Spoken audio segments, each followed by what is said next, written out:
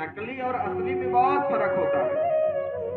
पारखी होना चाहिए, उसको समझने वाला होना चाहिए।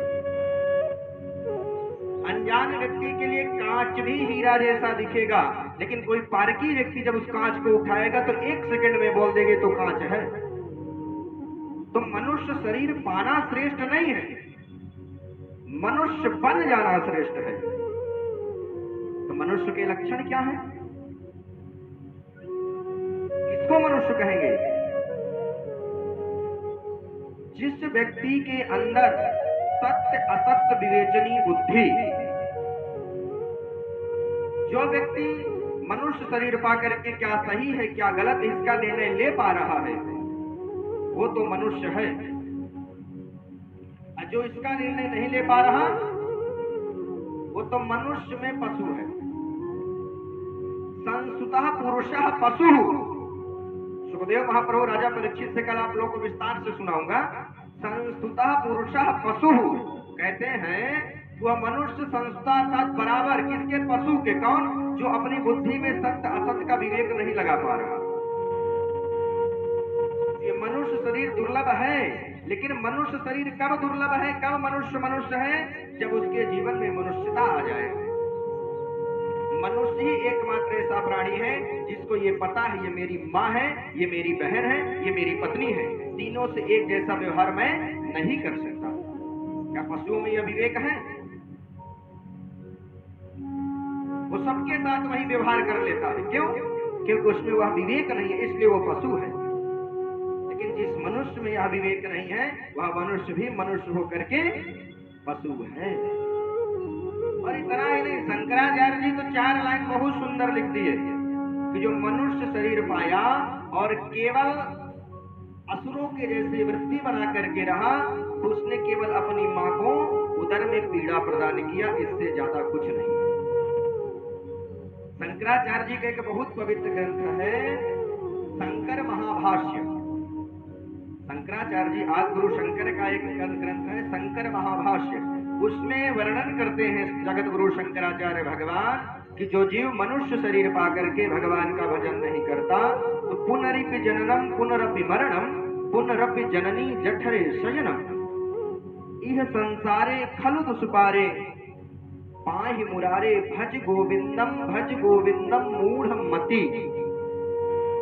हे मूढ़मति, तुमने अगर भगवान के द्वारा करुणा से यह मानव शरीर प्राप्त किया है और तुमने भगवान का भजन नहीं किया, माता पिता की सेवा नहीं की, गौ को ग्रास नहीं दिया, अतिथों का सत्कार नहीं किया, कन्या का पूजन नहीं किया और ब्राह्मण का सम्मान नहीं किया, अपने से बड़ों का आदर नहीं किया, तो तू क्या है?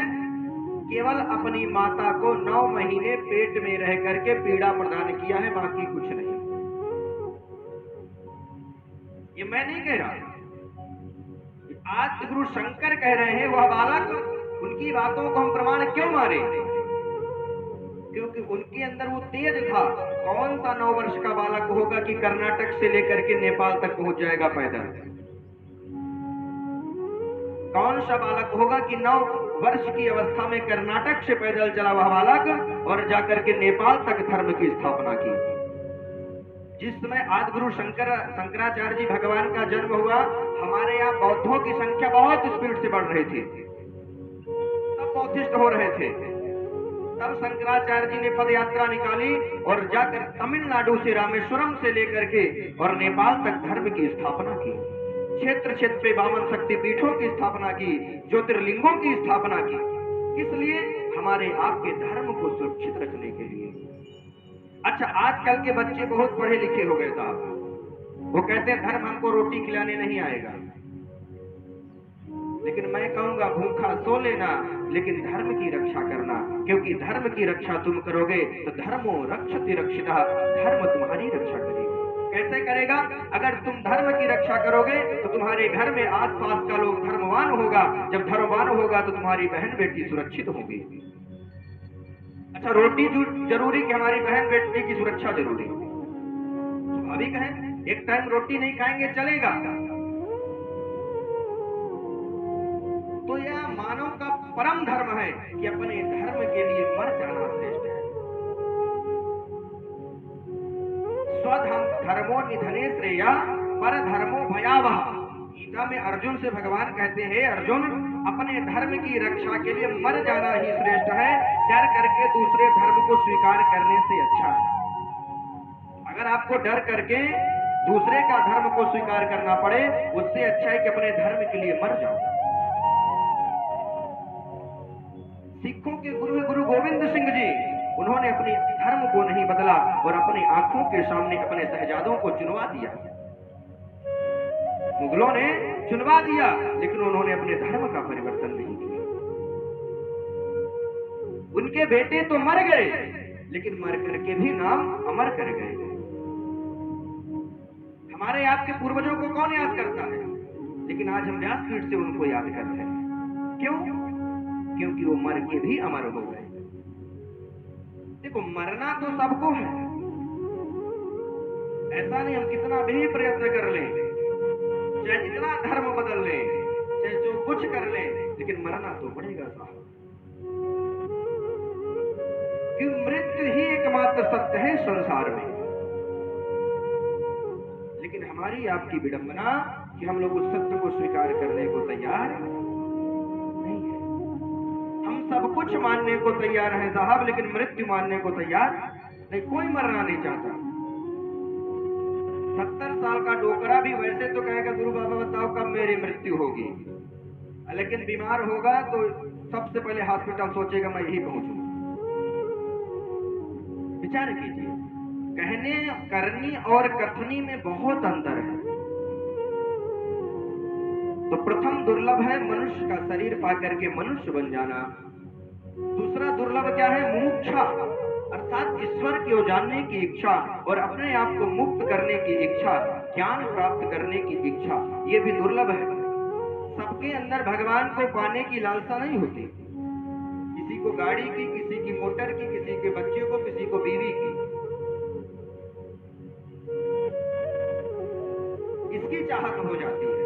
बहुत कम ऐसे जीव होते हैं जिनके अंदर भगवत प्राप्ति की मुमुक्षा होती है। तो मनुष्य शरीर वही श्रेष्ठ है जो संसार में रह करके, संसारी बन करके, संसार के कार्यों को करते हुए, कोई ग्रंथ, कोई पुराण हमको यह शिक्षा नहीं देते कि आप घर छोड़ करके जंगल चले जाओ। कोई ग्रंथ हमको ये नहीं कहते कि आप साधु बन जाओ, शादी विवाह मत करो। यहां तक कि सबसे श्रेष्ठ आश्रम बताया तो गृहस्थ आश्रम बताया। साधु तो वो बनता है जो जिम्मेदारी से भगौड़ा होता है। मैं हृदय से साधुता की बात नहीं कर रहा हूं, मैं चोले से साधुता की बात कर रहा हूं। जो व्यक्ति जिम्मेदारी से भागता है वही साधु बनता। मैं भी भाग रहा हूं भाई, जो सत्य है वो सत्य है। क्योंकि ग्रह कारज नाना जंजाला ते अति दुर्गम शैल विधाता। ये जो ग्रह का कार्य है, ये जंजाल है। किस प्रकार? जिस प्रकार मकड़ी का जाल। अब मकड़ी के जाल का छोर का पता लगाया जा सकता है क्या? है संभव? नहीं है साहब। उसी प्रकार ये गृहस्थी है। मेरे गुरुजी तो कहा करते थे, जहां पर आने के बाद अच्छे अच्छे हस्तियों की गिर जाए हस्ती, वही है गृहस्थी। जहां पर बड़े बड़े हस्ती डाउन हो जाए, वही है गृहस्थी साहब। वो सबके चलाने की बस की नहीं है। लेकिन वही गृहस्थाश्रम में रह करके अगर पति पत्नी परिवार के सहित भगवान का भजन करे साहब, वो सच्चा संत है। भगवा पहनने से, जटा रखाने से कोई संत नहीं होता, और जींस पहनने से कोई व्यसनी नहीं होता। ऐसा नहीं कि आप अगर जींस पहन रहे हैं तो आप व्यसनी हैं। स्वामी विवेकानंद जी को कौन नहीं जानता? किसने धोती पहने उनकी फोटो देखी? देखी क्या वो संत नहीं थे? स्वामी विवेकानंद जी कभी धोती नहीं पहनते थे। क्या वो संत नहीं थे? साधना नहीं करती? काली बात करती थी उनसे। भगवती काली, जिसकी उपासना करने में बड़े बड़े संत प्राण छोड़ देते, उनका दर्शन नहीं होता, वो काली उनसे बात करती थी। सोचो क्या अद्भुत साधना रही होगी, क्या अद्भुत त्याग रहा होगा। तो साधु बनने के लिए घर का त्याग जरूरी नहीं, साधु बनने के लिए वस्त्र का त्याग जरूरी नहीं, साधु बनने के लिए तो वासना का त्याग जरूरी है, साधु बनने के लिए इच्छाओं को मारना जरूरी है साहब। तो ये हुई मुमुक्षा। जब तक आपके मन में किसी को पाने की इच्छा नहीं होगी तब तक आप उसको पाने के लिए प्रयास नहीं करोगे। तो ये बिरले में होती है, ये दुर्लभ है। तीसरा क्या दुर्लभ है? महापुरुष संशयः, महापुरुषों का संग, सज्जन पुरुषों का, संतों का, महापुरुषों का संग बड़ा दुर्लभ है साहब। शराब पिलाने वाले दिन भर मिल जाएंगे लेकिन जूस पिलाने वाला कोई नहीं मिलेगा। पिलाता है कोई? बहुत आपका अपना होगा तभी पिलाएगा, बाकी शराब तो भाई कोई रहेगा नो यार कुछ नहीं होता, सब मिल जाएंगे लेकिन कोई भगवत मार्ग से जोड़ने वाला, सत्कर्म बताने वाला बहुत कम मिलेगा, क्योंकि ये दुर्लभ है। महापुरुषों का संग जो है साहब ये बहुत दुर्लभ है।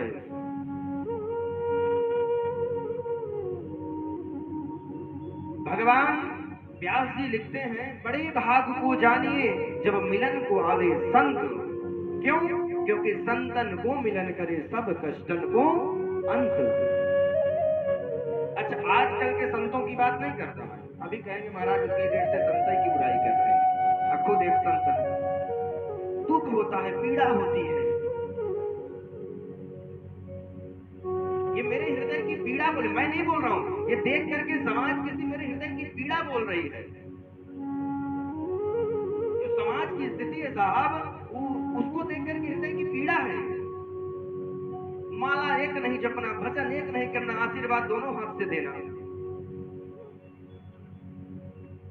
भजन एक माला नहीं करना, बढ़िया चकाचक कपड़ा पहना, चकाचक गाड़ी, आशीर्वाद दिन भर देना। भाई ये बताइए, साधारण भाषा में समझिए कि अगर आपके अकाउंट में बैलेंस होगा तभी तो आप किसी को कर्जा दोगे। मान लिया एक बार आपकी क्रेडिट अच्छी है, लोन लेकर के दे दिया, लेकिन जब आपके पास पैसा होगा तभी तो लोन भरोगे। पैसा नहीं होगा तो बैंक में फ्रॉड साबित हो जाओगे, दिवालिया घोषित हो जाओगे, वहां से ब्लैक लिस्टेड हो जाओगे। अब तुम खुद पहले से ब्लैक लिस्टेड हो तो दूसरे को पैसा कैसे दे पाओगे? तुम्हारा अकाउंट पहले से खाली है, माइनस में चल रहा है, तुम दूसरे को 1 करोड़ देने की बात कर रहे हो। ये मजाक का विषय नहीं है, ये हंसी का विषय नहीं साहब, विचार कीजिए। उसी प्रकार आशीर्वाद है, किसी का आशीर्वाद क्यों नहीं लगता? क्या मंत्र में शक्ति नहीं रही? क्या आशीर्वाद में ताकत नहीं रही? हमारे ऐसे ऐसे ऋषि मुनि थे, हमारे ऐसे पूर्वज थे, मिट्टी उठा करके दे देते थे, बच्चे हो जाते थे। मिट्टी, कैंसर जैसी बीमारी, महामारी को ऐसे मिट्टी उठा करके फेंक देते थे, ठीक हो जाता था। वो क्यों? क्योंकि उनका अकाउंट भरा था, उनका अकाउंट ब्लैक लिस्टेड नहीं था, वो दिवालिया नहीं थे।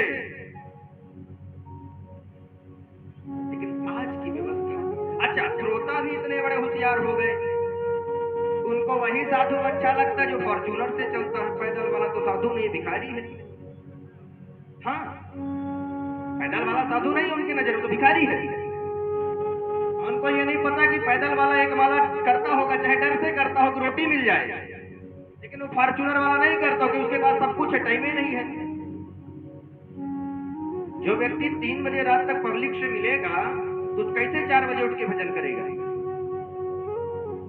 कहने को कोई कुछ भी कह दे, लेकिन आपको लगता है ऐसा पॉसिबल हो सकता है? मैं तो नहीं मानता। आज ही कल मैं 12:30 बजे सोए, नहीं उठ पाया 4 बजे। मैं को नहीं बता रहा हूं भाई, मैं कल लेट सोया, मैं 4 बजे उठ जाता हूं, नहीं उठ पाया, तो मैं दूसरे का कैसे मानूं? व्यक्ति को कोई भी चीज अपने ऊपर से घटाना चाहिए। बाबा कहते हैं, बुरा जो देखन मैं चला, बुरा मिला न कोई, जो दिल अपनों झांकियो, मुझसा बुरा न हो। लेकिन हमारी आपकी विडंबना कि हम लोग समाज में ज्यादा ढूंढते हैं बुराई, फलाने ऐसा कर दिया, फलाने वैसा कर दिया, हम क्या कर रहे हैं? और जिस दिन इस पर विचार हो जाएगा कि हम क्या कर रहे हैं, सब बंद कर दोगे, सब बंद कर दोगे, कभी नहीं बुराई करोगे किसी की।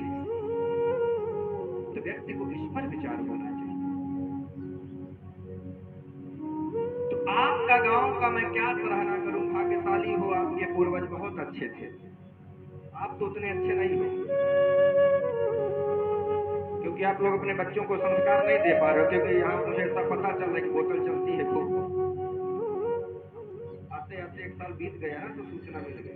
बोले गोविंद भगवान की। जीवन में व्यसनों का त्याग जरूर होना चाहिए। आपके यहाँ 100 वर्ष तो हो ही गए होंगे कथा होते। विचार कीजिए, 100 वर्ष से कथा हो रही है, फिर भी आप लोग व्यसनों का त्याग नहीं कर पा रहे, तो खाक कथा सुन रहे हो, क्या कथा सुन रहे हो? अगर आप अपने जीवन से मांस और मदिरा का त्याग नहीं कर पा रहे हो, तो आपका कथा सुनना व्यर्थ है, और मेरा 4 घंटे बड़बड़ाना और भी व्यर्थ है। मैं आपको नहीं कोसूंगा, मैं अपने आप को कोसूंगा। क्यों? क्योंकि अगर शिष्य गलती करता है तो उसका पाप गुरु को लगता है। मैं मंत्र क्यों नहीं देता, लोगों को मना कर देता हूं? क्योंकि अगर शिष्य अपराध करता है तो पाप गुरु को लगता है। तो कहीं ना कहीं आप और हमारा संबंध बना है मेरे लिए। आप तो नरक में जाओ ना जाओ, आपकी अपनी व्यवस्था। आपकी वजह से मैं ना पहुंच जाऊं, इसलिए मेरे ऊपर कृपा करना कि कम से कम जीवन से व्यसनों से मुक्त हो जाओ। ये कथा सुनना व्यर्थ है। रामकृष्ण को सब जानते हो, ध्रुव प्रहलाद की कथा सब जानते हो, उसको कुछ नहीं सुनना सुनाना है। कुछ अलग से है क्या? अच्छा, ध्रुव जी को कौन नहीं जानता? सब जानते हो। परीक्षित जी को कौन नहीं जानता? सब जानते हो। तो कथा सुनने का मतलब क्या है भाई? परीक्षित जी को जानना मैटर नहीं करता, परीक्षित जी के जीवन को जीना सीखो, परीक्षित जी के जीवन से त्याग को सीखो, तब तो तुमने कथा सुनी। अब परीक्षित को जान तो क्या करोगे भाई? अगर परीक्षित जी को जान ही लिए फलाने के पुत्र हैं, तो उससे क्या तुम्हारा होगा? ध्रुव चरित्र सुन लिया, रोने वाला प्रसंग आया रो लिया, हंसने वाला हंस लिया, गाने वाला गा लिया, नाचने वाले में नाच लिया, इससे क्या होगा? कुछ होने वाला है? अगर हो तो बताओ भैया। नहीं होने वाला। होगा कैसे? जब जीवन में कथा को धारण करोगे, जब जीवन में कथा आपके उतरेगी ना, तो ऑटोमेटिक आपके जीवन से व्यसन दूर हो जाएगा। तो कथा को उतारने का प्रयास कीजिए। मांस और मदिरा का पूर्णतः परित्याग कीजिए। क्योंकि मांस लोग क्यों खाते थे पहले जानते हो? आज से 100 साल पहले, 200 साल पहले लोग मांस क्यों खाते थे? जीभ के स्वाद के लिए नहीं, जीने के लिए खाते थे। क्योंकि पहले उपजाऊ भूमि नहीं थी, पहले खेती नहीं होती थी, इसलिए लोग मजबूरी में मच्छी खाते थे, मजबूरी में मीट खाते थे। और आज फैशन बन गया। ये गलत है। हमारा शास्त्र हमको आज्ञा देता है कि जिस समय आपके प्राण संकट में हो और आपको खुद के मांस खाने से अगर प्राण बच जाते हैं, तो आपको अपने शरीर का मांस चबा लेना चाहिए। लेकिन उस स्थिति में यह नहीं कि बच्चे की शादी है, स्वाद बनाना, 1 बोतल क्वार्टर लाए, 2 टू चिकन लाए, मटकने लगे। ये गलत है। मेरी बात कड़वी लगेगी, लग जाए, मत बुलाना, लेकिन विचार करना कहां तक सही है। मैं एक बात कहता हूं, छोड़ देते हो भोजन जिसमें इकबाल होता है, कि छोड़ देते हो भोजन जिसमें इकबाल होता है, फिर क्यों खाते हो अंडा, मुर्गा, मछली, वो भी किसी का लाल होता है। हमारे बच्चे को एक बमूर का कांटा लग जाता है तो हम लोग ऐसी तैसी कर देते हैं, लगता है घर को हाथ में उठा लेंगे। अगर डॉक्टर इंजेक्शन लगाता है, बच्चा रो देता है, तो डॉक्टर से लड़ जाते हैं। ये पता है कि डॉक्टर इसको बचाने के लिए लगा रहा है, फिर भी लड़ जाते हैं। लेकिन उस मांस को काट के खा जाते हैं। क्यों? इस छोटी सी जीव की स्वाद के लिए। तो कथा जीवन में मिले तो उसका सार्थकता यही है कि आपके जीवन में परिवर्तन आए। लाइट जला दीजिए। बोले गोविंद भगवान की। तो आज हम लोग बड़भागी हैं कि पुनः एक बार भगवान की कथा सुनने को मिल रही है। यह श्रीमद् भागवत महापुराण 17 पुराण 6 शास्त्रों 2 इतिहास। हमारे यहाँ 2 इतिहास प्रचलित है। कौन कौन से? वाल्मीकि रामायण और महाभारत। हमारे 2 इतिहास, 108 उपनिषद और जितने भी हमारे धर्मांत ग्रंथ हैं, इनसे सबसे श्रेष्ठ यह श्रीमद् भागवत महापुराण है। आप समस्त ग्रंथों को सुन लीजिए। अगर आपने अपने जीवन में एक बार भागवत कथा का अध्ययन नहीं किया, कथा को नहीं सुना, तो आपका वह ग्रंथ सुनना पूर्ण नहीं है। किस प्रकार? जिस प्रकार एक सौभाग्यवती स्त्री अपने 15 श्रृंगारों को करे और 16वां श्रृंगार माथे पर सिंदूर न लगाए, तो क्या उसके 15 श्रृंगार की शोभा है? 15 में 10 5 करेगी तो भी चलेगा, लेकिन अगर माथे में सिंदूर लगा रहेगा तो सुंदर लगेगा। मेहंदी नहीं लगाएगी चलेगा, लेकिन अगर सिंदूर नहीं लगाएगी तो नहीं। उसी प्रकार ये ग्रंथों में सबसे श्रेष्ठ सिंदूर के भांति श्रृंगार में यह भागवत ग्रंथ है।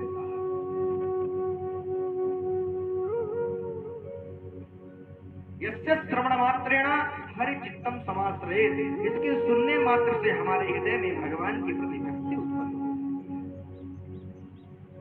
और जितने ग्रंथ हैं, कोई विद्या प्रदान करता है, कोई पुत्र प्रदान करता है, कोई ऐश्वर्य प्रदान करता है, कोई बीमारी से मुक्ति दिलाता है, लेकिन ये भागवत पुराण ऐसा ग्रंथ है जो इस संसार में तो सुख दिलाता ही दिलाता है, इस संसार के बाद भी चकाचक व्यवस्था बनाता है। हो, ये भागवत ही एकमात्र ग्रंथ है। हरिवंश पुराण सुनोगे तो जिसके संतान नहीं होती संतान होगी।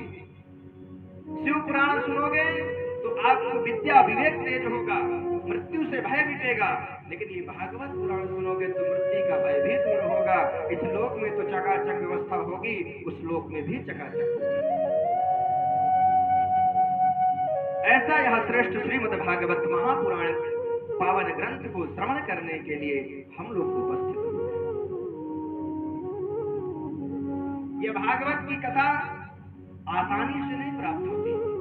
आप लोगों को मिल रही इसलिए शायद कीमत न समझ में आती हो। होता है, जो वस्तु हमको फ्री में मिल जाती है, आसानी से मिल जाती है, ज्यादा परिश्रम नहीं करना पड़ता, उसकी कीमत हमको कम समझ में आती है।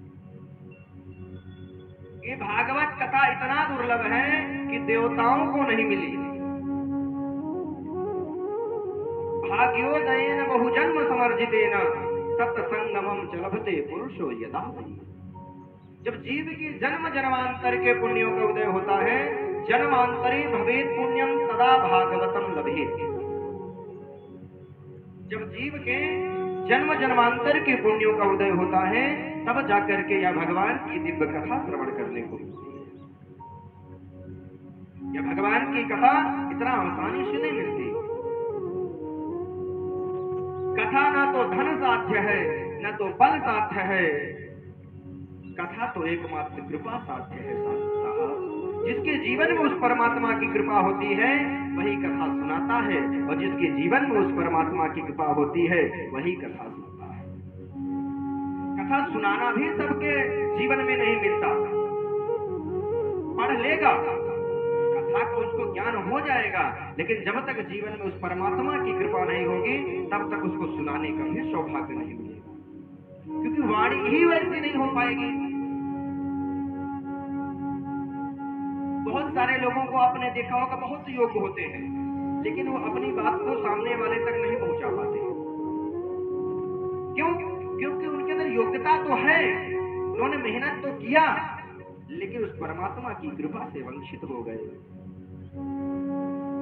कुछ ऐसे होते, कम पढ़े लिखे होते हैं, लेकिन उस प्रभु की कृपा होती है, उस कम पढ़े लिखे होने के बावजूद भी वो अपनी बातों को हमारे आप तक पहुंचा देते हैं। ये परमात्मा की कृपा है।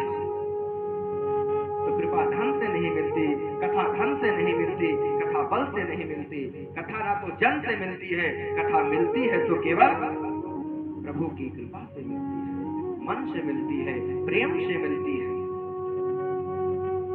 अगर धन से मिलती तो आपके आस पड़ोस में बहुत धनवान है।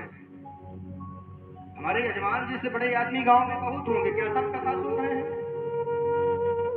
नहीं सुने, हाथ पैर हिलने लगा होगा, सुन भी नहीं पाएंगे, क्योंकि कृपा नहीं है ना, बिना उसके कृपा के नहीं होने वाला। तो भगवत कृपा से आज हमको आपको यहाँ सुनने का अवसर मिला, हम लोग बड़भागी हैं। लेकिन प्रत्येक पुत्र का यह दायित्व है कि अपने जीवन में पहले तो प्रयास करे अपने माता पिता के जीते जीते ही भागवत जरूर सुनाए। मरने के बाद तो सुनाना लास्ट की विषय है, पहले प्रयास हो कि जीते जीते कथा सुनाए और मरने के बाद गया और बद्रीनाथ करें। ये प्रत्येक पुत्र को चाहिए। अगर वो पितृ ऋण से उऋण होना चाहता है तो प्रत्येक पुत्र को चाहिए कि जीवन में एक बार हो सके तो 18 पुराण सुनाए, बहुत अच्छी बात है, लेकिन कम से कम भागवत जी की कथा जरूर सुनाए। ऐसा दुर्लभ यह श्रीमद् भागवत महापुराण, जिस ग्रंथ को हम लोग सुनने के लिए उपस्थित हुए हैं। आइए जानते हैं इसकी महिमा।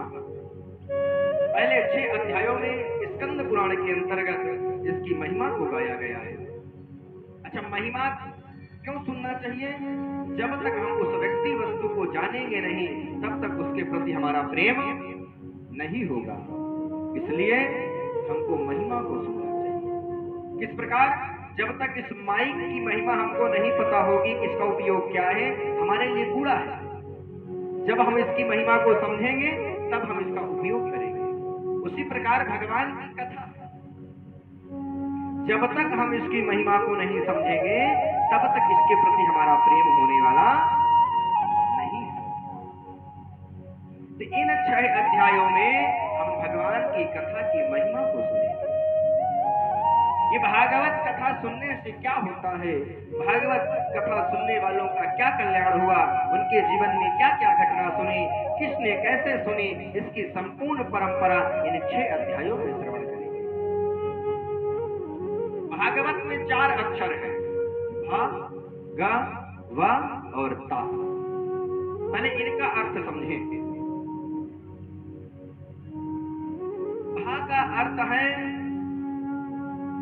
भक्ति। भक्ति ज्ञान विराग आप तो विवेको वर्धते महा। ये पूरे श्लोक में चारों का अर्थ लिखा है। भा का अर्थ है भक्ति, का अर्थ है ज्ञान, वा का अर्थ है वैराग्य और ता का अर्थ है त्याग।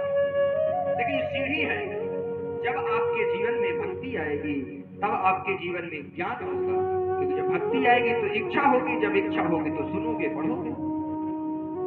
दूसरी सीढ़ी, जब आपके जीवन में फिर ज्ञान आएगा, जब ज्ञान होगा तो संसार से वैराग्य हो जाएगा,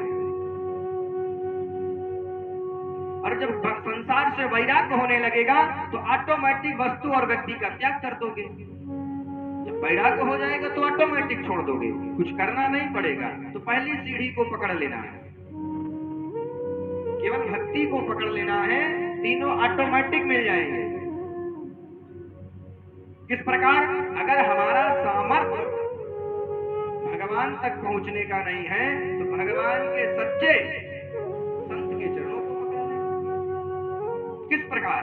जिस प्रकार ट्रांसफार्मर है, ट्रांसफार्मर जानते हो ना, जिससे लाइट आती है, तो भगवान को समझो ट्रांसफार्मर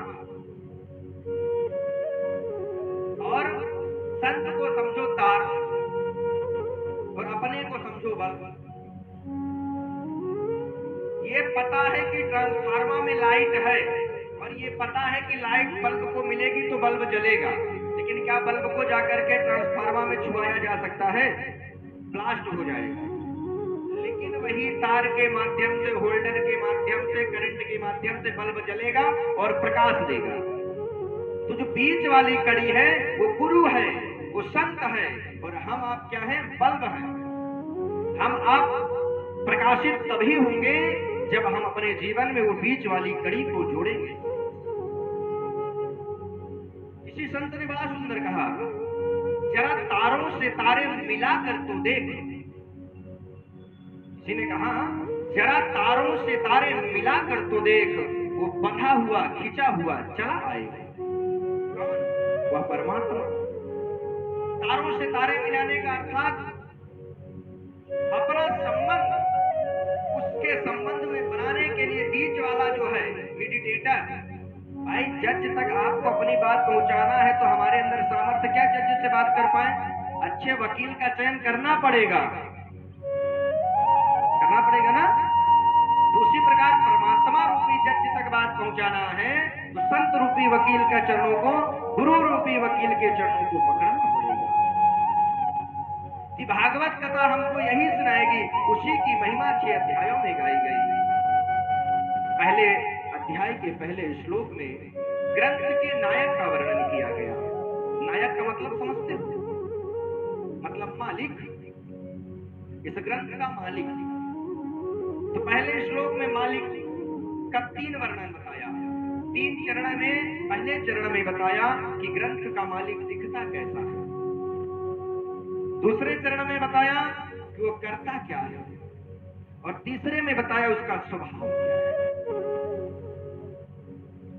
बाबा कहते हैं, सच्चिदानंद रूपाय विश्वोत्पत्त्यादि हेतवे तापत्रय विनाशाय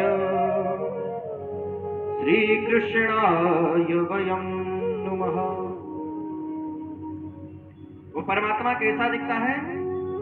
सत, चित और आनंद। अब समझना सत्य क्या है। ये सत्य क्या है, हम किसको माने सत्य? तो बाबा लिखते हैं विनय पत्रिका में, सत्य कहिए जो बिन सत नाश। सत्य वही है जिसका विनाश ना हो। तो अब समझ गए होंगे सत्य क्या है। इस संसार में ऐसी कोई वस्तु नहीं है जिसका विनाश ना हो। तो एक होशियार चेला था, गुरुजी से कहा, गुरुजी एक सत्य है। बोले क्या? बोले आत्मा सत्य है। जी ने कहा बात में दम है। माना आत्मा सत्य है, क्योंकि आत्मा ना मरती है, सत्य है, उसका विनाश नहीं होता है। नैनम चंदन शास्त्राणी नैनम दहति पावकम्। उसको शस्त्र जला नहीं सकता, अग्नि शस्त्र काट नहीं सकता, अग्नि जला नहीं सकती, पानी बहा नहीं सकता। अर्थात आत्मा सत्य है, लेकिन आत्मा में आनंद नहीं है, आत्मा में रोता भी है। आत्मा में चैतन्यता नहीं है, आत्मा में ज्ञान नहीं है, इसलिए आत्मा ब्रह्म नहीं है। ग्रंथ का नायक आत्मा नहीं हो सकता। फिर बोला ठीक है, ये तो समझ में आया। बोला सत्य कौन? बोले ब्रह्म सत्य जगत मिथ्या। बोले वो ब्रह्म सत्य है, बाकी संसार मिथ्या है। बोले आनंद चित्त, चित्त क्या है? चित्त अर्थात चैतन्यता, ज्ञान, ऊर्जा, शक्ति। हमारे शरीर में कोई तो एक ऐसी ऊर्जा है जो हमको बुलवा रही है, चलवा रही है, खिला रही है, पिला रही है, सुला रही है। कोई तो एक ऐसी ऊर्जा है ना। वो ऊर्जा क्या है? वो चैतन्यता क्या है? वो गति क्रिया करने वाला भगवान विष्णु ही हमारे शरीर में गति क्रिया करके प्रवेश किया, तभी हमारा शरीर चलना प्रारंभ किया। कल आप लोग सृष्टि का वर्णन सुनेंगे तो भगवान नारायण का जब विराट पुरुष का वर्णन हुआ तो विराट पुरुष सो रहा था जल में। पटस्य पत्रम कुटेशयन्तम, वटपत्र पे भगवान विराट पुरुष के रूप में सो रहे थे। सारे देवता उसके शरीर में प्रवेश किए, कोई गति नहीं हुई। मस्तिष्क में सरस्वती, भुजाओं में इंद्र, आदि आदि देवता शरीर में प्रवेश किए। कल इसका विस्तार से वर्णन करेंगे कौन से में कौन से देवता आए। लेकिन वह विराट पुरुष सोता रहा। तो उस समय भगवान विष्णु ने गति क्रिया करते हुए अर्थात दौड़ करके भगवान के उस विराट पुरुष पर ब्रह्म के हृदय में प्रवेश किया। और जैसे गति क्रिया से उस भगवान विष्णु ने प्रवेश किया, विराट पुरुष उठ पड़ा। ये गति क्रिया क्या है? ये ऊर्जा क्या है? ये ऊर्जा परमात्मा ही हमारे आपके रूप में विद्वान है। तभी संत जन कहते ईश्वर अंश जीव अविनाशी। लेकिन अंश और अंशी में अंतर होता है। ये जीव ईश्वर का अंश तो है लेकिन ईश्वर नहीं है, ये ध्यान रखना। ये जीव ईश्वर का अंश है लेकिन ईश्वर अंशी नहीं है। किस प्रकार समझना, जैसे गंगा जी और गंगा जल, आप गंगा जी से 1 गैलन गंगा जल ले आए और रख दिया और उसमें कुत्ते ने बाथरूम कर दिया, तो क्या उस गंगा जल का उपयोग आप करेंगे? नहीं करेंगे। करेंगे? नहीं करेंगे। और बताइए गंगा जी में कितने लोग मलमूत्र त्याग करते हैं? नहाते हो कि नहीं? वही तो है। लेकिन अंतर क्या है? ये जो गंगा जल है ये अंशी है और वो जो गंगा जी है वो अंश है। तो अंशी में दोष हो सकता है लेकिन अंश निर्दोष होता है। ये जीव और परमात्मा में अंतर है। जीव और परमात्मा में इतना ही मात्र अंतर है। ये जीव परमात्मा का अंश है इसलिए इसमें दोष है। आया जो ज्यादा होशियार चेला होते हैं वो कभी कभी पूछ, गुरु जी जो भगवान है, भगवान का अंश है मनुष्य, इतना पाप क्यों करता है?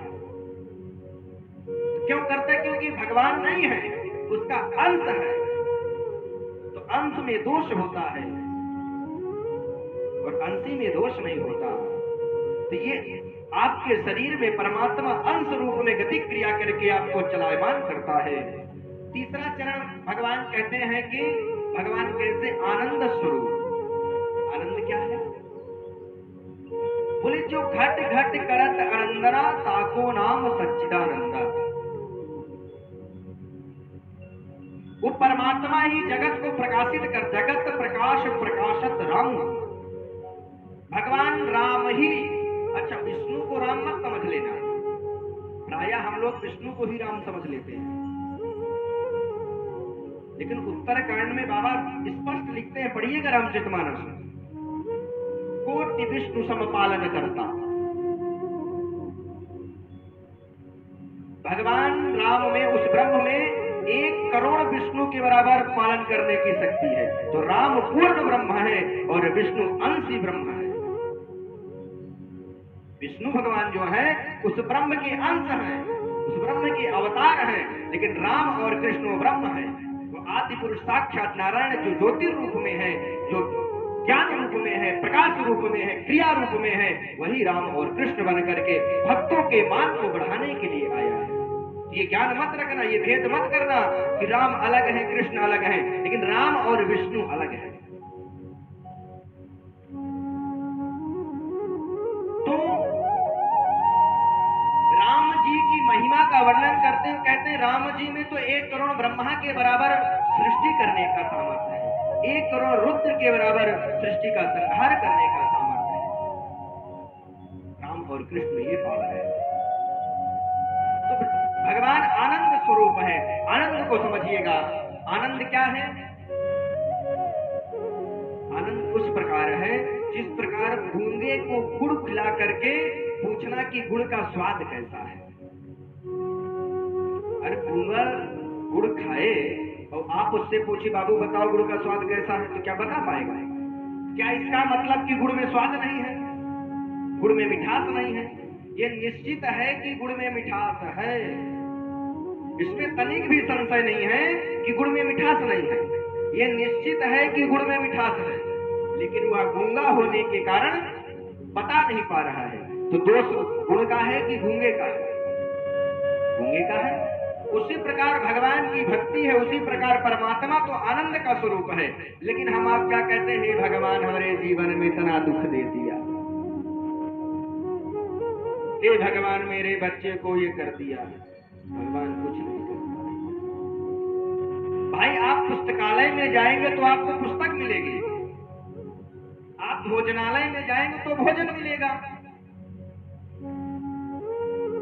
आप पुस्तकालय में पुस्तक, भोजनालय में भोजन। अब आप भोजनालय में जाकर के पुस्तक की अपेक्षा करें तो आपकी मूर्खता है। तो परमात्मा तो आनंद स्वरूप है।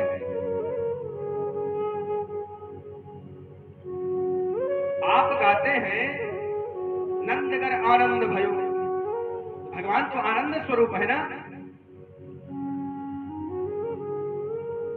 श्लोक आता है, नंदस आत्मज उत्पन्ने जातो अहलादो महात्मन। अहलाद अर्थात आनंद। भगवान तो आनंद स्वरूप है, तो हमको दुख कैसे देगा? अब हम गूंगे हैं, उसका स्वाद नहीं जान पा रहे। दोष हमारा है कि हम गूंगे हैं, दोष परमात्मा का नहीं है। तो ऐसे परब्रह्म परमात्मा आनंद स्वरूप जो जीवन में किसी को दुख नहीं देते। अच्छा विचार कीजिएगा, हम आप एक सांसारिक माता पिता होकर के अपने बच्चों को क्या दुखी देख सकते हैं? कितना भी दुष्ट पिता और माता क्यों ना हो, लेकिन अपने दुष्ट संसार के लिए कितना ही दुराचारी पापी ना हो, लेकिन अपने पुत्र को कभी दुखी नहीं देखेगा। तो परमात्मा जगत का पिता है, वो हमको दुखी कैसे करेगा हो? लेकिन जिस प्रकार हम गलत करने पर अपने बच्चों को दंड देते हैं, उसी प्रकार वह परमात्मा भी हमको दंड देता है। अच्छा दंड भी उसी को देता है जिस पर वो कृपा करता है, सबको नहीं देता। किस प्रकार? अच्छा बताइए कि आपका बच्चा और पड़ोसी का दो बच्चे और जुआ खेल रहे हैं, तो आप किसको डांटोगे? अपने बच्चे को डांटोगे। क्यों? क्योंकि आप उससे प्रेम करते हो। उसी प्रकार भगवान भी उसी के जीवन में कष्ट देते हैं जिससे वो करुणा करते हैं, जिस पर वो कृपा करते हैं। आप कहोगे ये कैसी कृपा है? ये कैसी कृपा की जीवन में दुख मिले? समझना, आपने जीवन में जो किया है वो तो आपको भोगना ही पड़ेगा। अवश्यमेव भुक्तव्यम कृतस्य कर्म शुभाशुभम, निश्चित ही भोगना पड़ेगा आपको। आपके द्वारा किया गया कर्म उसको कोई नहीं टाल सकता। ये मैं नहीं कह रहा हूं, महाभारत में भीष्म पितामह कह रहे भगवान से, और यही बात राम जी कह रहे भरत जी से। न कोपि सुख दुख कर दाता, निज कृत कर्म भोग सब धाता। अरे भैया भरत, ये कथा कब की है? जब भरत जी चित्रकूट पहुंचे, राम जी के चरणों में लेट करके कीन्ह प्रणाम लकुट कीनाई, बांस की लकड़ी के किनारे लेट करके प्रणाम किया है और रो रहे हैं, विलाप कर रहे हैं। भरत जी कह रहे हैं भैया आप मुझे मृत्यु दंड दे दीजिए। अगर ये पापी भरत आज ना होता तो आपको 14 वर्ष का वनवास ना होता और पिता का शरीर ना छूटता। आपके आने से मानो अयोध्या अनाथ हो गई है। प्रभु आप मुझे दंड दे करके मैं आपके दर पर 14 वर्ष का वनवास काटूंगा, आप चल करके अयोध्या को सनाथ कर दीजिए, सनाथ कर दीजिए। तब राम जी ने समझाया है भरत जी को, हृदय से लगा करके साहस बढ़ाई है कि किसी को सुख दुख देने वाला नहीं है। व्यक्ति के स्वयं का कर्म ही उसे सुख और दुख प्रदान करता है। व्यक्ति के जीवन में सुख और दुख उसके द्वारा किए गए कर्म से ही प्राप्त होता है। अच्छा तब विचार कीजिए, राम जी ने ऐसा कौन सा कर्म किया होगा? भाई राम जी ने ऐसा कौन सा कर्म किया कि राम जी को वनवास हो गया? किसको किसको कथा मालूम है? 10 दिन पहले तो कथा हुई थी, भूल गए कि सुनाया नहीं, बताया नहीं। बोले गोविंद भगवान की। चलिए मैं बता देता हूँ, पिछले साल भी बताया था, फिलहाल फिर बता देता हूँ। बोले भक्तवत्सल भगवान की।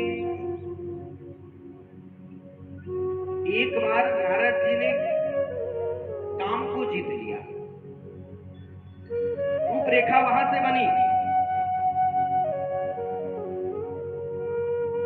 राम जन्म के, जो भगवान राम के जन्म का हेतु है अनेक है, उसमें से एक हेतु ये भी बना नारद मुनि की कथा।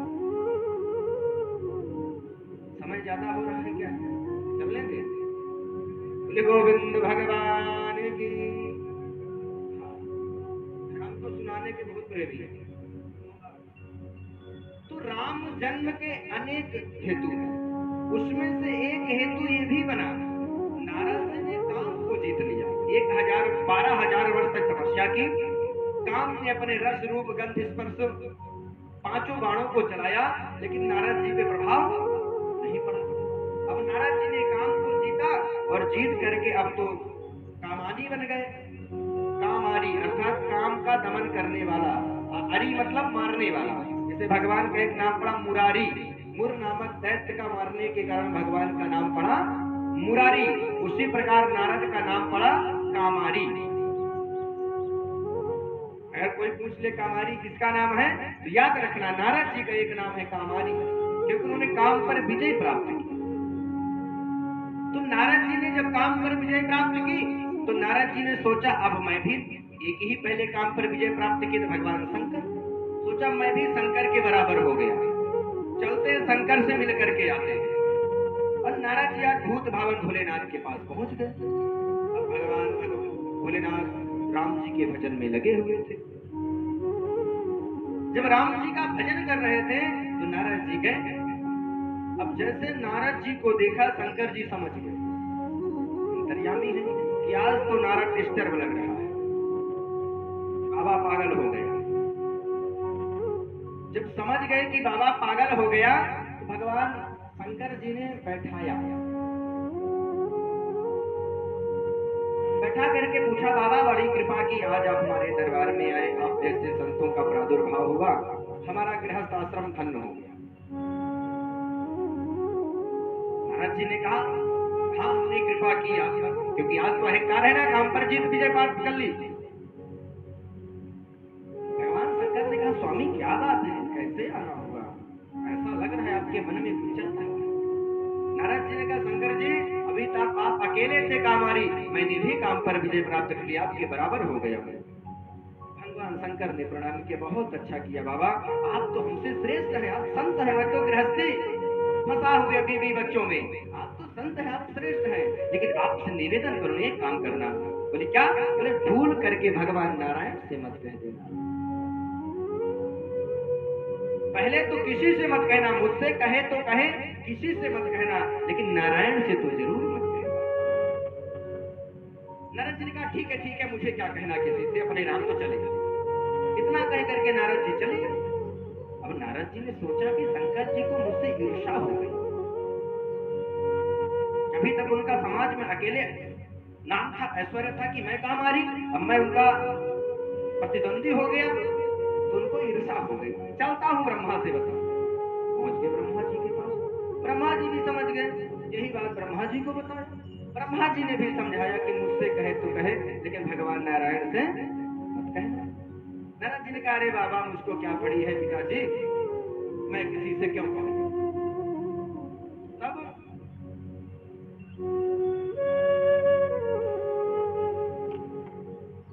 नारद जी चल पड़े। अब भगवान नारायण के पास पहुंचे, सीना टाइट। हमारे अंदर भी सबके अंदर अगर थोड़ा सा भी ख्याति प्राप्त हुई फिर तो हम दुनिया को रे बाप रे, हमसे बड़ा इस संसार में कोई है ही नहीं। गांव की भाषा में कहे टिटहिरी जानते हो? एक बार बहुत तेज बारिश का मौसम आया, बादल ऐसा लग रहा था कि फट के नीचे आ जाए, असंयोग बस टिटहिरी उल्टा खड़ी थी। अब टिटहिरी ने सोचा कि अगर मैं पैर नीचे कर लूंगी तो बादल पृथ्वी पर गिर जाएगा, संसार नष्ट हो जाएगा। विचार कीजिए, क्या उस टिटहिरी में इतना सामर्थ्य है कि पृथ्वी पाताल को आकाश को धारण कर ले? उसी प्रकार हमारा आपका थोड़ा सा पद ऐश्वर्य ज्ञान बल प्राप्त हुआ तो अपने आप को योद्धा समझ लीजिए, ये मूर्खता है। विद्या ददाति विनयम, विद्या विनय प्रदान करती है, विद्या झुकना सिखाती है। मैं तो कहता हूं झुकता वही है जिसमें जान होती है, अकड़ना तो मुर्दे की पहचान होती है साहब, मुर्दे की पहचान होती है। और चाणक्य जी चाणक्य नीति में लिखते हैं, चाणक्य जी चाणक्य नीति में लिखते हैं कि जीवन में जो झुकता है वही कुछ पाता है। उदाहरण देते हैं कि कुएं में जाने वाली बल्टी, कुएं में जाने वाली बल्टी रस्सी के साथ झुक करके जल में जाती है और जल को लेकर के आती, खाली नहीं आती। और ध्यान रखना, संसार में जो झुकता है वही उठता है, जो झुकता नहीं तो टूट जाता है, नष्ट हो जाता है। समूलो विनश्यति, मूल सहित जड़ सहित नष्ट हो जाता है। कैसे समझना, गांव में जब आंधी तूफान आता है तो जो झुकने वाला वृक्ष होता है, इधर हवा चली तो इधर झुका, इधर हवा चली तो इधर झुका, चाहे जितना पतला वृक्ष हो वो टूटता नहीं। और जो मोटा ताजा जड़वत वृक्ष होता है खड़ा रहता है, टूट करके जमीन पर बिछ जाता है, स्वयं भी नष्ट होता है और दूसरे का रास्ता भी बंद कर देता है। करता है कि नहीं? उसी प्रकार जड़ व्यक्ति होता है, स्वयं तो नष्ट होता है लेकिन जो उसके संगत में होता है उसको भी नष्ट कर देता है। क्यों? क्योंकि जुआड़ी के साथ रहोगे तो पत्ता तो सीखोगे, एक दिन नहीं, 2 दिन नहीं, 10 दिन नहीं, महीना, 2 महीना, 4 महीना, एक दिन तो गुलाम इक्का पहचान ही जाओगे। बोतलधारी के साथ रहोगे तो ओठों तक जान पहुंच ही जाएगी। उसी तरह जड़ व्यक्ति के साथ रहोगे तो जड़ता आ ही जाएगी। इसलिए ऐसे व्यक्तियों से बचना चाहिए। नारद जी के अंदर अभिमान आ गया, पहुंच गए भगवान के पास। भगवान ने कहा आइए नारद जी, बहुत बड़ी कृपा हुई, और भगवान ने अपने आसन पर बैठा दिया। भगवान ने आज अपने आसन पर बैठाया और माता लक्ष्मी से कहा कि जल्दी से परात और लोटा लेकर के आओ, संत भगवान आए, जल धोना है, पैर धोना है। नारद जी सोचने लगे कि आज तक मैं इनको प्रणाम करता था, आज ये मुझको प्रणाम कर रहे हैं। याद आया, मैंने काम को जीता, मैं श्रेष्ठ हो गया हूं, इसलिए मेरी सेवा कर रहे हैं। भगवान ने सुंदर जल धोया, पैर को धोया जल से और पूछा नारद जी सब कुशल मंगल है? नारद जी क्या भगवान खूब पढ़ाई कर रहे हैं। नारद जी फूल करके गाजर हुए जा रहे हैं। हाँ, एक तरफ क्या पूछना है नारद जी का? वाह, जैसे हम आप होते हैं, कोई मूर्ख व्यक्ति होता है, अगर उसकी थोड़ा वाहवाही कर दो तो वो तो क्या करेगा, 2 बीघा रजिस्ट्री कर देगा। हाँ, मूर्ख और संख दूसरे के फूकने से ही बचते हैं। नारद जी की ऐसी स्थिति हो गई, लेकिन भगवान तो डॉक्टर है। भगवान को डॉक्टर समझना, जैसे डॉक्टर होता है, अगर आपके फोड़ा हो गया तो उसको 2 तरीके से ठीक करता है। अगर फोड़ा ज्यादा बड़ा है तो उसमें मलहम लगा करके पकाएगा, अगर फोड़ा थोड़ा छोटा है तो बैंडेज लगा करके चिपकाएगा, नष्ट करेगा। उसी प्रकार भगवान है। पहले तो भगवान ने समझाया कि बाबा तुम इस सब चक्कर में क्यों पड़े हो, लेकिन जब नहीं समझे तो भगवान समझ गए कि फोड़ा बड़ा हो गया, अब इसकी सर्जरी करनी पड़ेगी, ऑपरेशन करना पड़ेगा। तो भगवान ने माया को आदेशित किया, तो एक नगर बना, और उस नगर में एक राजकुमारी आई जो माया स्वयं बन के विश्व मोहिनी। स्वयंवर रचा गया, सारे राजा आए, स्वयंवर हुआ। बाबा नारद जी भी जाकर के देख दिया है, फिर भागे भागे चले आए। बोले प्रभु एक काम कीजिए, मुझे एक चीज दे दीजिए। मांगो, सोचा शायद नाम मांगेंगे, मंत्र मांगेंगे, कोई जप करेंगे, भजन करेंगे। बोला मांगो बाबा। कहा प्रभु अपना रूप दे दीजिए। बोले क्या करोगे? शादी करूंगा। भगवान ने कहा आज तक मैंने देखा कि दूल्हा किसी का कपड़ा मांगा, गाड़ी मांगा, चप्पल मांगा, जूता मांगा, टाई मांगा, ये पहला दूल्हा देख रहा जो रूप ही मांग रहा है। भाई रूप देना संभव है क्या? भाई जूता चप्पल कपड़ा मांगो तो ठीक है, गाड़ी घोड़ा मांगो ठीक है, अब तुम किसी का रूप मांगोगे तो दिया जा सकता है। तो नारद जी थोड़ा विचार किया, फिर नारद भगवान ने कहा हाँ ठीक है नारद। तो नारद जी उतने में एक बात कह दी। नारद जी के मुख से निकल गए जे विधिनाथ हो हित मोरा, करहु सुबेग दास मैं तोरा। भगवान ने पकड़ लिया, तुरंत कहा जे विधि नारद तुम्हारा परम हित। अरे नारद, जिससे तुम्हारा हित नहीं परम हित होगा मैं वही करूंगा। नारद जी और छाती चौड़िया, तो मुझे मिल गया रूप। अब आए थे भगवान का रूप मांगने, भगवान बना दिए बंदर का रूप। अब नारद जी पहुंच गए स्वयंवर में। अब विष्णु मुनि जयमाल लेकर के जिस लाइन में जाए, नारद जी कूद के उसी में पहुंच जाए। विष्णु मुनि जिस लाइन में नारद जी बैठे, उस लाइन में विष्णु मुनि अजावा ही न करे, पूरी लाइन ही छोड़ दिया।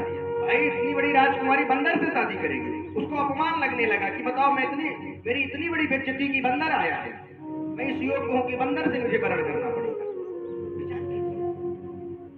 तो भगवान शंकर के दो गण भी वहां गए थे।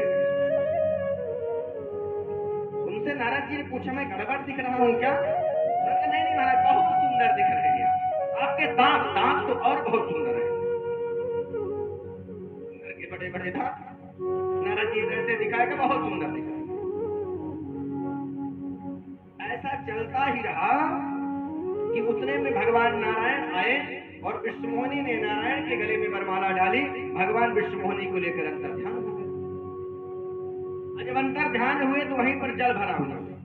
तो नारद जी को दोनों भगवान शंकर के गणों ने कहा कि एक बार जल में देखो तो कितना सुंदर आपका स्वरूप है। जैसे जल में देखा बंदर का रूप, अब तो नारद जी लगे गाली देने। पहले तुम्हें दोनों को दे दिया, जाओ निशाचर हो तुम पापी कपटी दो, मोरी हंसे तो ले बहुर हंसे फिर को।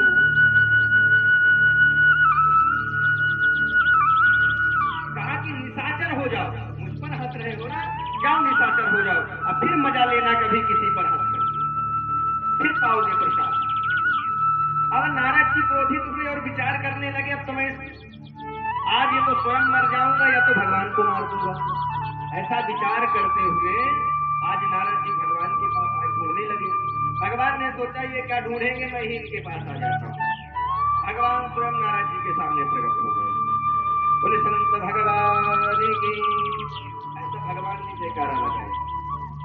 अब तो कोई क्रोध में हो और आप उसकी जयकारा लगाओ तो कैसा हाल होगा, गालियां देगा, बाण हाथ में होगा तो भी दे देगा।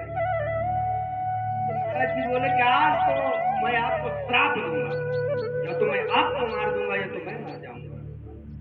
भगवान ने कहा इतना बड़ा श्राप तो मत दो। बोला मैं आपको 3 श्राप दूंगा। बोले दे दीजिए।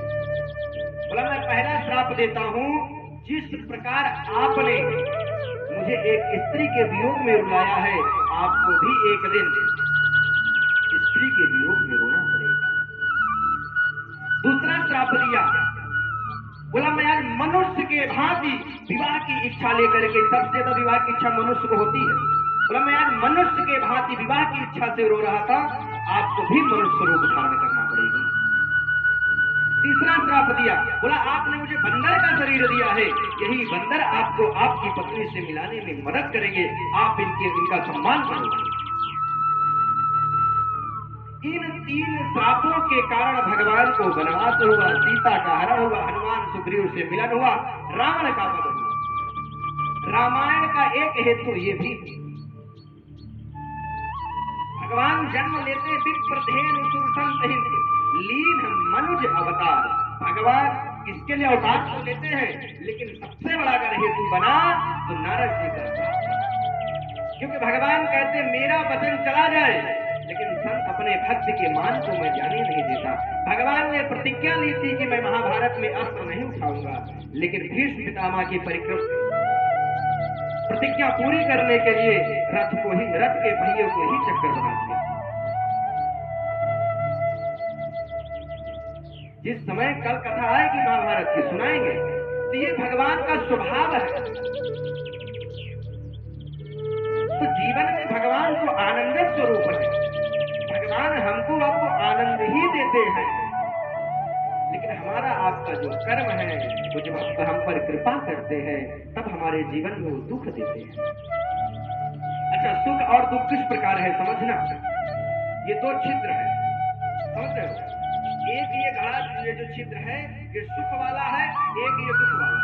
दोनों एक ही बीच में, दोनों नीचे बराबर छेद, एक ही रास्ता तो है। जब इधर से पुण्य डालोगे, ये पुण्य वाला है, ये पाप वाला है, तो पाप वाला बढ़ेगा तो दुख मिलेगा, पुण्य वाला बढ़ेगा तो सुख मिलेगा। तो ये पुण्य वाला इधर डालोगे तो इधर से पाप वाला ऊपर आएगा ना। जब पाप ऊपर आएगा तो आपके जीवन में दुख आएगा। तो प्राय आप देखते होंगे जो जितना भक्ति करता है उसके जीवन में कुछ ज्यादा दुख आता है। क्यों? क्योंकि उसके जीवन में वो पुण्य जा रहा है तो पाप बाहर आ रहा है, और जब इधर से पाप बढ़ाओगे तो इधर पुण्य बाहर आएगा, तो आप दिन 2 रात 4 तरक्की करोगे। लेकिन याद रखना वो 10 साल तक, फिर हमेशा आपके नाती पोता का भी पता नहीं रहेगा, वंश ही नष्ट हो जाएगा। रहा न को कुल रोग निहारा, रावण के वंश में कोई रोने वाला भी नहीं बचा हो। समूलो दहती, जड़ सहित नष्ट हो जाओगे गलत काम करोगे तो भगवान कैसे हैं? भगवान सत्य स्वरूप है, भगवान आनंद स्वरूप है, भगवान चैतन्य रूप है, भगवान ज्ञान रूप है, भगवान ऐश्वर्य रूप है। भगवान को इतने सामर्थ्यवान अगर तुम कर तुम अन्यथा सर्वथा कर तुम, अर्थात बिना किए ही सब कुछ कर देने वाला, सब कुछ दे देने वाला ही हुआ ब्रह्म। तो ये हुआ भगवान का स्वरूप। अब भगवान करते क्या है? मान लीजिए कोई व्यक्ति बहुत सुंदर है, जरूरी उसका कार्य अच्छा हो। दिखने में सुंदर व्यक्ति अच्छा हो यह जरूरी नहीं है। क्या भगवान हो सकता है दिखते बहुत सुंदर है सुंदर लेकिन कार्य उनका उल्टा सीधा हो? भगवान का कार्य क्या है? बोले विश्वोत्पत्त्यादि हेतवे, भगवान विश्व की उत्पत्ति, पालन और संहार करते हैं। भगवान विश्व की उत्पत्ति, पालन और संहार करते हैं। भगवान वह ब्रह्म ही